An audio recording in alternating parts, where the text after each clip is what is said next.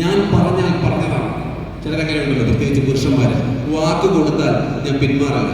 4 പേരുടെ മുമ്പ് വെച്ച് ഞാൻ പറഞ്ഞെടുത്താൽ ഞാൻ പിന്മാറില്ല. അത് ഈഗോയാണ്. നല്ല കാര്യത്തിലാണെങ്കിൽ നിങ്ങളുടെ വാക്കിൽ നിങ്ങൾ ഉറച്ചു നൽകുക.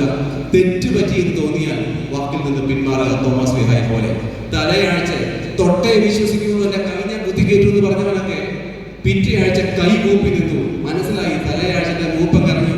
പിറ്റേ ആഴ്ച വന്നപ്പോൾ തമ്പുരാൻ മുമ്പിൽ നിന്നപ്പോൾ മനസ്സിലായി ഈ തമ്പുരാന്റെ മുമ്പിൽ ഇനി വാശിക്ക് സാധ്യതയില്ല.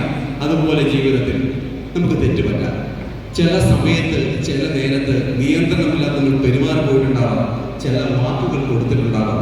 അത് തെറ്റാണെന്ന് തിരിച്ചറിയുന്ന സമയത്ത് അത് തിരുത്തുക.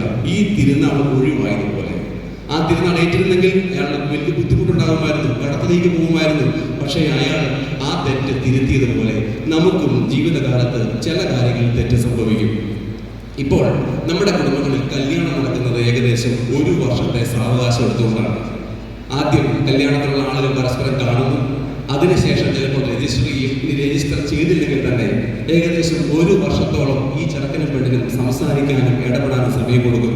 2 രാജ്യങ്ങളിലായിരിക്കാം, 2 സ്ഥലത്തായിരിക്കാം. പക്ഷെ ഫോണിലൂടെ കൂടുതൽ അടുക്കും. ഇടയ്ക്ക് അവധിക്ക് വരുമ്പോൾ ഒന്ന് കാണും. ഈ ഇടപെടലുകളിലൂടെ ഇവർ കുറച്ചുകൂടെ മനസ്സിലാക്കി കഴിയുമ്പോൾ വീട്ടുകാർ പറഞ്ഞ ആദ്യമേ തന്നെ വാക്ക് കൊടുക്കും. എൻ്റെ മകളെ നിങ്ങളുടെ കുടുംബത്തിലേക്ക്, എൻ്റെ മകൻ നിങ്ങളുടെ കുടുംബത്തിൽ നിന്ന്. വീട്ടുകാരെല്ലാവരും നന്നായിട്ട് അടുക്കും. വാക്ക് കൊടുത്ത് കാര്യങ്ങൾ മുമ്പോട്ട് പോകുമ്പോഴായിരിക്കും മക്കൾ വന്ന് പറയുന്നത് ഞങ്ങൾക്ക് മുമ്പോട്ട് പോകാൻ പറ്റുന്നില്ല. അടുത്തിടപെട്ടപ്പോൾ 1 വർഷമായി ഇടപെട്ട് കഴിഞ്ഞപ്പോൾ ഞങ്ങൾക്ക് മുമ്പോട്ട് പോകാൻ പറ്റുന്നില്ല. ഞങ്ങളുടെ സ്വഭാവ രീതി രണ്ടാണ്. അതുകൊണ്ട് നമുക്കിത് ഒഴിവാകാം.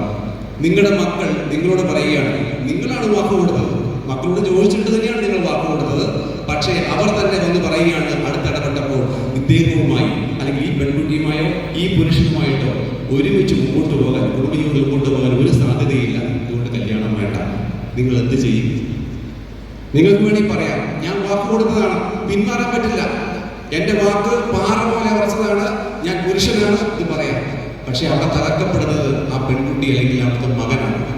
അവര് ശ്രമിച്ചു ജീവിക്കാൻ ആഗ്രഹിച്ചവർ പരസ്പരം സംസാരിച്ച് നോക്കി, അഡ്ജസ്റ്റ് ചെയ്യാൻ പറ്റുന്നില്ല എന്ന് കണ്ടപ്പോൾ നിങ്ങളോട് പറയുകയാണ്, നിങ്ങളുടെ വാക്ക് ദയവായി പിൻവലിക്കണം. നിങ്ങൾ ബുദ്ധിയുള്ളവരാണെങ്കിൽ, നിങ്ങളുടെ കുടുംബത്തിൽ നന്മ ആഗ്രഹിക്കുന്നവരാണെങ്കിൽ നിങ്ങൾ ആ വാക്ക് പിൻവലിച്ചിട്ട് അവരുടെ കൂടെ നിൽക്കും. അങ്ങനെ നിന്ന് എത്രയോ പേരൻസ് ഉണ്ട്. നമ്മുടെ കുടുംബങ്ങളിൽ പലപ്പോഴും ഇങ്ങനെ ഉറപ്പിച്ചിട്ട പല കല്യാണങ്ങളും മാറിപ്പോയിട്ടുണ്ട്. ഒത്തുകല്യാണം നടന്നതിന് ശേഷം കല്യാണം മാറിപ്പോയിട്ടുണ്ട്. 8-ന് മുമ്പേ ഇത് സംഭവിക്കുന്നത് വാക്കൊക്കെ കൊടുത്തു. പക്ഷെ ഇടയ്ക്ക് നടന്ന ഒരു കാര്യം ശുഭകരമല്ലാത്തത് കൊണ്ട്, മുമ്പോട്ട് പോയാൽ പ്രശ്നമുണ്ടാകുന്നത് കണ്ടതുകൊണ്ട് നമ്മൾ നമ്മുടെ വാക്ക് തെറ്റിച്ച് മക്കളുടെ കൂടെ നിൽക്കുകയാണ്. സമൂഹത്തിലുള്ളവർ പലരും പറയും നീ വാക്കിൽ നിന്ന് പിന്മാറി. പക്ഷെ അതുകൊണ്ട് ദോഷമല്ലാതെ വേറൊരു കാര്യം ഉണ്ടാകാൻ പോകുന്നില്ല. ബൈബിളിൽ ഈ അനാവശ്യമായിട്ട് വാക്ക് കൊടുത്ത് കുടുങ്ങിപ്പോയ പലരെ കുറിച്ചും നിങ്ങൾ കേട്ടിട്ടുണ്ടാവും. അതിലൊരാളാണ് ന്യായാധിപന്മാരുടെ പുസ്തകത്തിലുള്ള ജഫ്ത എന്ന ന്യായാധിപൻ. അയാൾ ഇസ്രായേലിന്റെ ന്യായാധിപനായിരുന്നു. ഈ ന്യായാധിപനെ തിരഞ്ഞെടുക്കപ്പെട്ട് അമ്മോന്യനുമായി യുദ്ധത്തിന് പോയപ്പോൾ ഈ പോകുന്ന വഴിക്ക് അദ്ദേഹം ദൈവത്തിനൊരു നേർച്ച, ദൈവം ആവശ്യപ്പെടുകയും ചെയ്തിട്ടില്ല, ദൈവത്തിനൊരു നേർച്ച നടന്നു. നീ അമ്മോന്യനെ, എൻ്റെ ശത്രുക്കളെ എൻ്റെ കൈകളിൽ ഏൽപ്പിച്ചു തന്നാൽ വിജയിച്ച് തിരിച്ചു വരുമ്പോൾ ആരാണോ എന്നെ സ്വീകരിക്കാൻ പട്ടണ കവാടത്തിൽ ഓടി വരുന്നത്, ആദ്യം വരുന്നയാളെ ഞാൻ നിനക്കായി ബലിയർപ്പിക്കും. മനുഷ്യനെയാണ് ബലിയർപ്പിക്കുന്നത് പറഞ്ഞത് ഓർക്കണം. ദൈവത്തോട് പറഞ്ഞതാണ്, നീ എൻ്റെ ശത്രുക്കളെ എൻ്റെ കൈകളിൽ ഏൽപ്പിച്ചു കഴിഞ്ഞാൽ വിജയിച്ച് തിരിച്ചു വരുമ്പോൾ എൻ്റെ സ്വന്തം പട്ടണത്തിലേക്ക് ഞാൻ ചെല്ലുമ്പോൾ ആരാണോ സ്വീകരിക്കാനായി ആദ്യം ഓടി വരുന്നത് ആ വ്യക്തിയെ ഞാൻ നിനക്കായി ബലിയർപ്പിക്കും. യുദ്ധം ജഫ്ത ജയിച്ചു, ഇസ്രായേൽ ജയിച്ചു. തിരിച്ചു വന്നപ്പോൾ ഈ ആദ്യമായിട്ട് വിജയിച്ചു വന്നവരെ സ്വീകരിക്കാനായിട്ട് ഓടി വന്നത് ജഫ്തയുടെ ഏക മകളാണ്. തൻ്റെ പിതാവ് നയിച്ച് യുദ്ധം ജയിച്ചു എന്നറിഞ്ഞുകൊണ്ട് പിതാവിനെ സന്തോഷത്തോടെ സ്വീകരിക്കാൻ ആദ്യം ഓടിയെത്തിയത് ജഫ്തയുടെ മകളാണ്. ഇത് കണ്ടിട്ട് ജഫ്ത സങ്കടപ്പെട്ടു. പറയരുതായിരുന്നു, താൻ ജയിച്ചു വന്നപ്പോൾ തനിക്ക് ഏക മകളായ വ്യക്തിയാണ് സ്വീകരിക്കാനായിട്ട് ഓടി വന്നത്. അവളെ ഇത്രയും പേരുടെ മുമ്പിൽ പറഞ്ഞ വാക്കാണ്, അവളെ ഞാൻ ബലി കൊടുക്കും. ജഫ്ത കരഞ്ഞു, പക്ഷെ വാക്കിൽ നിന്ന് പിന്മാറിയില്ല. ഈ പെൺകുട്ടിയെ സംബന്ധിച്ചു നാടും അവളെ ഓർത്ത് കരഞ്ഞു. പക്ഷേ സംഭവിച്ചത് അവളെ ബലി കൊടുത്തു എന്നുള്ളതാണ്. ജഫ്ത എന്ന ന്യായാധിപന്റെ കുറവ് അവിടെയാണ്. തനിക്കൊരു തെറ്റ് സംഭവിച്ചു, ഒരു വാശിക്ക് പറഞ്ഞു, തിരുത്താമായിരുന്നു, തിരുത്തിയില്ല.